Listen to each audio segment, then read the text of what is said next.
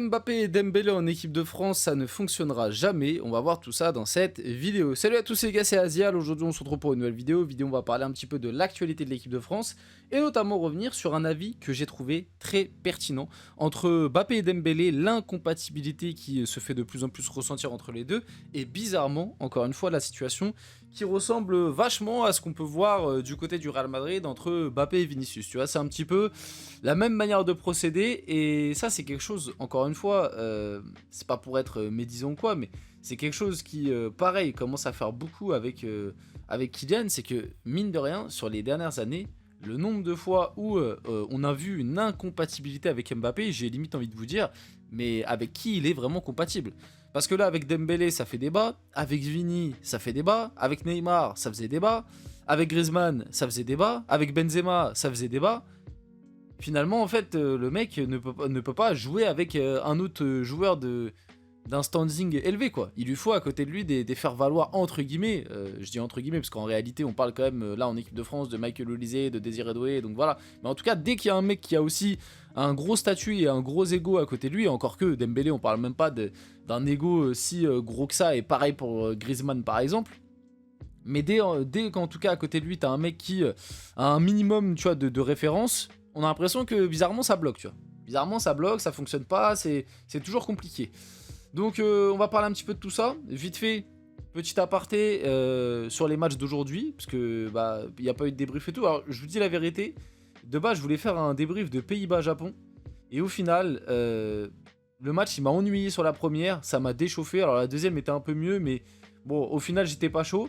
Allemagne-Curaçao, quand même, un petit mot. Peut-être que, je sais pas, je réfléchis un peu à potentiellement faire un petit format, un petit format un peu résumé. Alors j'ai vu ça, tu vois, du côté des autres créateurs de contenu foot. Tu sais, en gros, tu fais une petite vidéo, petit résumé des matchs d'hier, tu vois, plutôt que de faire des débriefs. Alors je ferai des débriefs des matchs qui m'intéressent vraiment, tu vois, genre déjà je peux vous l'annoncer.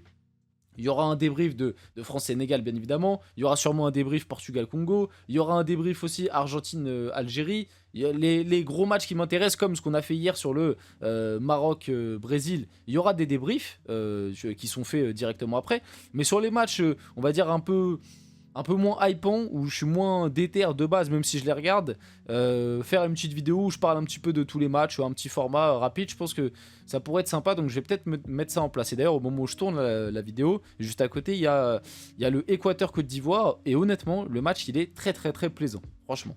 Bref, rentrons dans le vif du sujet. Avant tout ça, n'hésitez pas à liker, commenter, partager et vous abonner, ça fait toujours plaisir, ça aide pour le développement de la chaîne. N'hésitez pas aussi à activer la cloche des notifications, à booster les vidéos, et nous, on va y aller dès maintenant pour parler de tout ça. Donc, l'avis que j'ai vu passer est celui-ci. Ousmane Dembélé et Mbappé, ça ne fonctionnera jamais. C'est comme Mbappé et Vinicius. Si c'est pour passer votre temps à critiquer l'un ou l'autre, autant ne pas sélectionner l'un des deux. Il faut un coach intransigeant qui en mette un sur le banc définitivement, sinon cette équipe n'avancera jamais. Bizarrement, un joueur est le dénominateur commun dans les deux duos foireux. Donc on parle d'Mbappé, mais bon, il a marqué en finale de Coupe du Monde, donc il ne doit jamais sortir du 11. Et ça, c'est bien vrai. Encore une fois, vite fait, je fais une parenthèse là-dessus sur le truc d'accomplissement. Franchement, ça m'énerve. Alors que même moi, de base, j'utilisais cet argument, mais aujourd'hui, j'ai même plus envie d'utiliser cet argument parce que ça m'énerve. Parce qu'en fait, là, aujourd'hui, c'est la nouvelle mode. Voilà, ça, maintenant, c'est la nouvelle mode. C'est comme... tu vois, au Real Madrid, etc., où quand tu critiques Mbappé, on te dit « Ah oui, mais c'est le meilleur buteur, il a mis 40 buts, donc t'as pas le droit de le critiquer. » Et bah là, maintenant, pour défendre Mbappé en équipe de France, c'est « Ah oui, mais lui, il a des accomplissements. » Mais on en a rien à... Enfin, c'est important, mais entre guillemets, là, dans le débat actuel, je suis désolé, mais ça a une limite. On en a rien à faire des accomplissements d'Mbappé d'il y a 8 ans. On parle du joueur d'aujourd'hui, on parle de l'équipe de France d'aujourd'hui. À chaque fois qu'on parle d'Mbappé, ouais, mais il a gagné la Coupe du Monde 2018. Et alors, à cette condition, comme je vous ai dit à chaque fois, peut-être que j'extrapole, mais venez, on refait jouer tous les joueurs. Pourquoi Pogba, il a pas été pris? Ouais, moi, je vais rentrer dans votre truc. Accomplissement, ok, Pogba, ça y est, il a joué un peu sur la fin de saison avec Monaco. Pourquoi il a pas été sélectionné devant Manu Koné, Tchouaméni, etc. Pourquoi? Et pourtant, Pogba, il a plus d'accomplissements. Pourquoi Pogba, il est pas titulaire en équipe de France? Non, je prends un exemple, j'extrapole. Et je vais aller encore plus loin. Griezmann. Pourquoi Griezmann, pourquoi il a pas les clés en équipe de France? Pourquoi c'est pas Griezmann aujourd'hui le capitaine et qui est celui qui a les clés en équipe de France? Pourtant Griezmann il a plus d'accomplissements qu'Mbappé en équipe de France, pourquoi? Alors c'est pas Griezmann qu'on a choisi. Parce qu'à l'époque certains nous disaient ah oui mais Mbappé il est meilleur que Griezmann donc c'est logique. Ah donc là les accomplissements ça marche plus. Parce qu'aujourd'hui qui est le meilleur entre Mbappé et Dembélé sur la saison? Dembélé. Donc pourquoi maintenant on parle d'accomplissement? Ah oui mais Mbappé il a des accomplissements en équipe de France que Dembélé il en a moins. Oui et alors qui est le meilleur? Ce que fait Mbappé en neuf, est-ce que Dembélé il peut faire pareil? Oui et pour moi il peut même faire mieux. Donc c'est quoi l'argument? Bref, que Dembélé abandonne cette équipe et continue d'être le meilleur joueur du monde en club, c'est très bien comme ça. Au moins il ne gâchera pas son image avec cette sélection foirée, il a déjà gratté ses DM, ça suffit. Bon, l'avis je trouve pertinent, même si on sent qu'il y a un peu un biais et qu'il y a sûrement un supporter du PSG. Donc bon, je suis supporter du PSG aussi, donc voilà, on est dans la même veine. Mais globalement, ce qu'il dit, même s'il y a un peu de biais, c'est factuellement vrai. C'est-à-dire qu'aujourd'hui, Mbappé Dembélé, ça fonctionnera, on a l'impression que ça fonctionnera jamais. En tout cas, comme ça, là, dans la formule dont on l'a vu face à l'Irlande du Nord, avec un Mbappé en 9 et un Dembélé en 10, avec un Mbappé qui fait que de décrocher dans les zones de Dembélé, etc., ça fonctionnera jamais. Ça, c'est clair et net, ça fonctionnera jamais. Et bizarrement, ça ressemble à Mbappé Vinicius, tu vois. Donc comment faire, tu vois, comment faire, faut mettre l'un sur le banc. Moi je pense, encore une fois je vais me répéter, mais la solution c'est que mais le problème c'est que ça n'arrivera jamais, mais pour moi il y a deux solutions. Soit Mbappé va sur le banc, on va pas se mentir, c'est impossible, mais c'est l'une des premières solutions. Et pour moi la deuxième solution c'est que Mbappé de son côté ait pris conscience que ça va pas et qu'il faut changer quelque chose, que Deschamps porte ses balls et mettent Mbappé soit sur un côté ou soit alors il donne des consignes bien précises à Kylian Mbappé qu'il va falloir qu'il respecte, du style si tu veux être en numéro 9 et un peu moins défendre, il faut que tu joues comme un numéro 9 et que tu laisses de la liberté aux autres joueurs autour de toi et que tu arrêtes de décrocher toutes les 2 minutes à chaque fois que t'as pas le ballon. Tu peux décrocher de temps en temps, mais pas autant que tu le fais.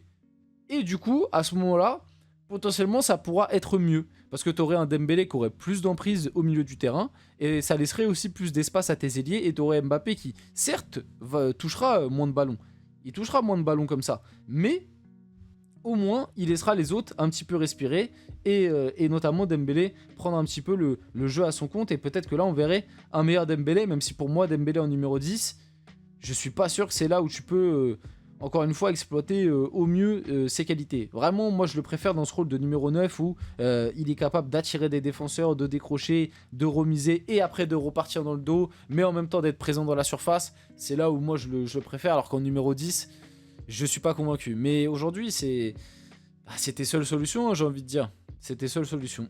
Donc bonne chance à Dédé, mais moi j'ai bien peur que la solution qui va se passer, hein, c'est que tout simplement l'attaque à 4 ça va pas très bien fonctionner, qu'au bout d'un moment, soit on va prendre le mur avec cette attaque à 4 parce que Deschamps changera pas, ou soit Deschamps va changer et on va repasser à 3. Et ce qui va se passer, c'est qu'on va repasser à 3, que Mbappé sera en 9, que Olysée sera à droite, et qu'à gauche, ça sera soit Désiré Doué, soit Dembélé. Mbappé, pardon, que Mbappé sera en 9, que Olysée sera à droite, et qu'à gauche, ce sera soit Dembélé, soit Désiré Doué, et que du coup, tu sacrifieras encore une fois Dembélé, que tu le mettras un rôle qui n'est clairement pas le sien. Là, c'est encore moins le sien de le mettre à gauche. Mais à mon avis, c'est ce qui risque d'arriver.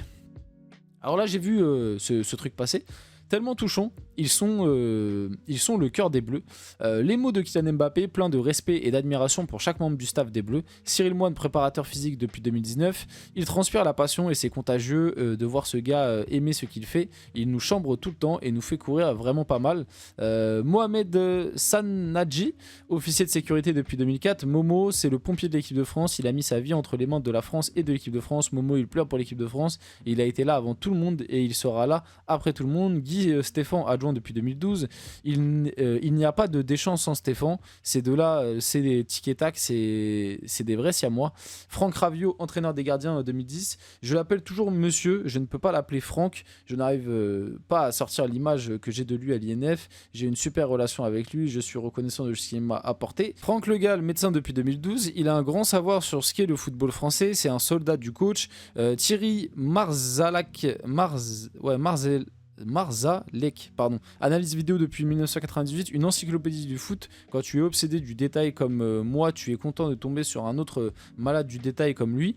Xavier Rousseau, 52 ans, cuisinier depuis 2017. On mange bien avec Xav. Il est aussi important que les joueurs et le staff. Un gars solaire, toujours positif. Surtout, il a la même attention pour tous, quels que soient les statuts. Tout le monde sera excité par ce qui va venir après, mais tout le monde va regretter l'ère actuelle. Donc je trouve ça plutôt sympa de la part d'Mbappé d'avoir rendu hommage un petit peu à l'ensemble du staff des Bleus avant le début de cette Coupe du Monde. On arrive sur la fin de cette vidéo, j'espère que la vidéo vous a plu. Si c'est le cas, n'hésitez pas à liker, commenter, partager, vous abonner les gars, c'était Azial et on se retrouve très rapidement pour une prochaine vidéo.